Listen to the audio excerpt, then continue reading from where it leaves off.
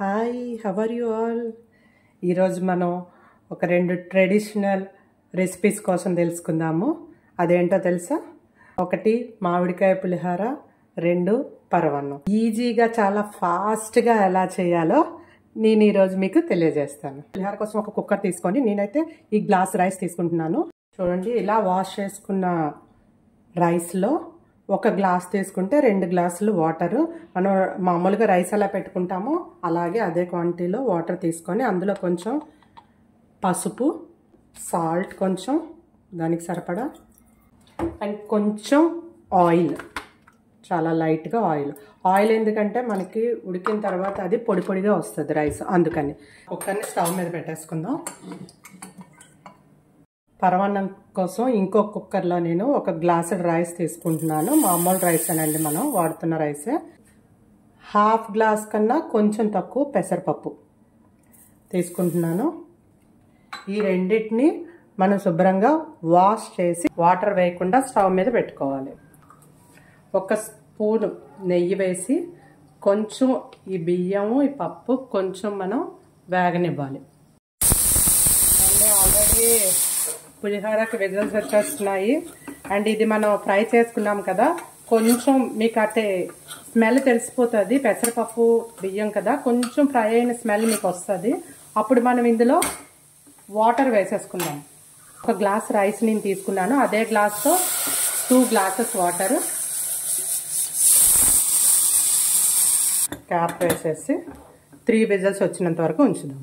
దాన్ని పైన తొక్క తీసేసి పీల్ చేసుకొని దీన్ని మనం తురుముకుందాం. ఎందుకు మామిడికాయ పులిహోర చేయాలి, చింతపండు పులిహోర లేకపోతే నిమ్మకాయ పులిహోర చేసుకోవచ్చు కదా అనుకోవచ్చు, చేసుకోవచ్చు అండి. కానీ ఇప్పుడు మామిడికాయ సీజన్ కదా, సీజన్లో మనం అది యూజ్ చేసుకోవాలి కదా. పరమాన్నం కూడా మనకి 3 విజిల్స్ అయిపోయాయి. తురుము కూడా మనకి రెడీ అయిపోయిందండి.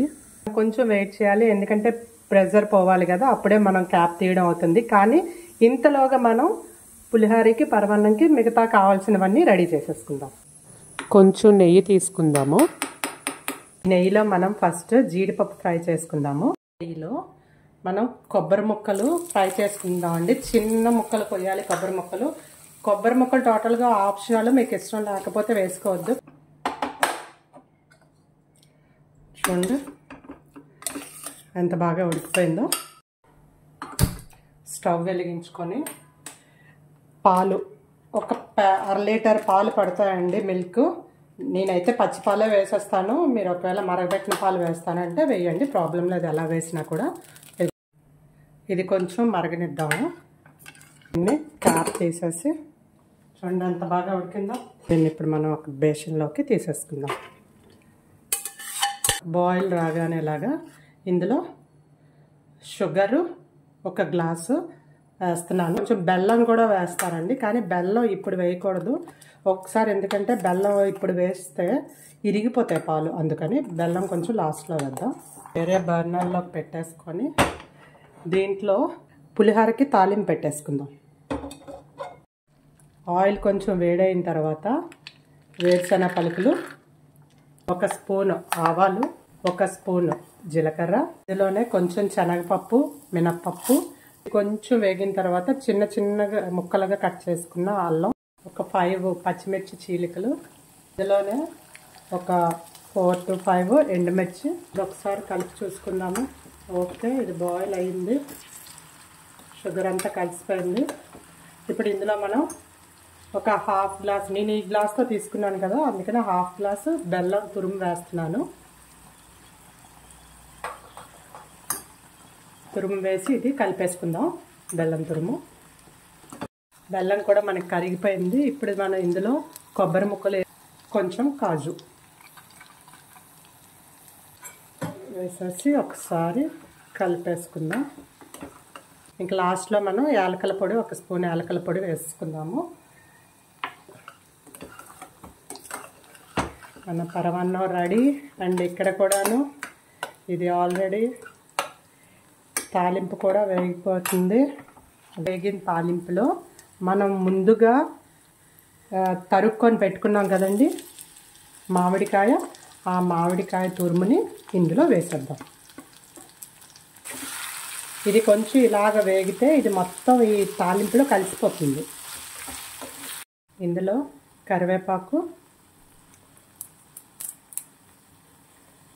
కరివేపాకు ముందెందుకు వేయలేదు అనుకుంటున్నారా? కరివేపాకు ఎక్కువ వేగితే బాగోదండి, అది కొంచెం పచ్చి పచ్చిగా ఉంటేనే ఆ స్మెల్ దానికి తగులుతుంది. ఇంగువ చూడండి, మొత్తం ఈ మామిడికాయ తురుమంతా ఇందులో కలిసిపోయింది.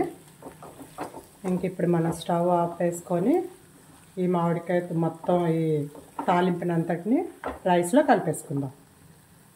మామిడికాయ పులిహోరలో మనం ఒక స్పెషల్ పౌడర్ని వేస్తామండి, చూపిస్తాను రండి. ఒక కళాయి పెట్టుకొని ఒక చిన్న స్పూను జీలకర్ర, ఒక హాఫ్ స్పూను మిరియాలు, 1/4 స్పూను మెంతులు, వీటిని దోరగా వేసుకుందాము. దీన్ని ఇప్పుడు మనం పౌడర్లా చేసేసుకుందాము.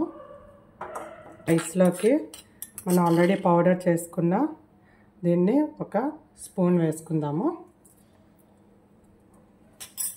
ఇప్పుడు దీంట్లో తాలింపుని వేసేసుకుందాము. రైస్ అంతటికి పెట్టేటట్టు దీన్ని మనం కలిపేసుకుందాం. ఎంతో టేస్టీ మామిడికాయ పులిహోర రెడీ అయిపోయింది. ఇప్పుడు మనం సర్వ్ చేసుకుందామా దీన్ని. పండగ రోజుల్లో ఇలా చేసుకుంటే నైవేద్యంగా పెట్టడానికి కానీ, లేదు అంటే మామూలుగా చేసుకొని ఇంట్లో మనం తినడానికి కానీ చాలా టేస్టీగా ఉంటుందండి. ఈ మామిడికాయ పులిహోరలో మనం వేసిన పౌడరే స్పెషల్, దానివల్ల ఈ మామిడికాయ పులిహోరకి చాలా టేస్ట్ వస్తుంది. అండ్ పరవన్నం మీరు ఇంట్లో ట్రై చేయండి, అండ్ ఎలా వచ్చిందో నాకు కామెంట్ చేయండి. Thank you for watching my channel.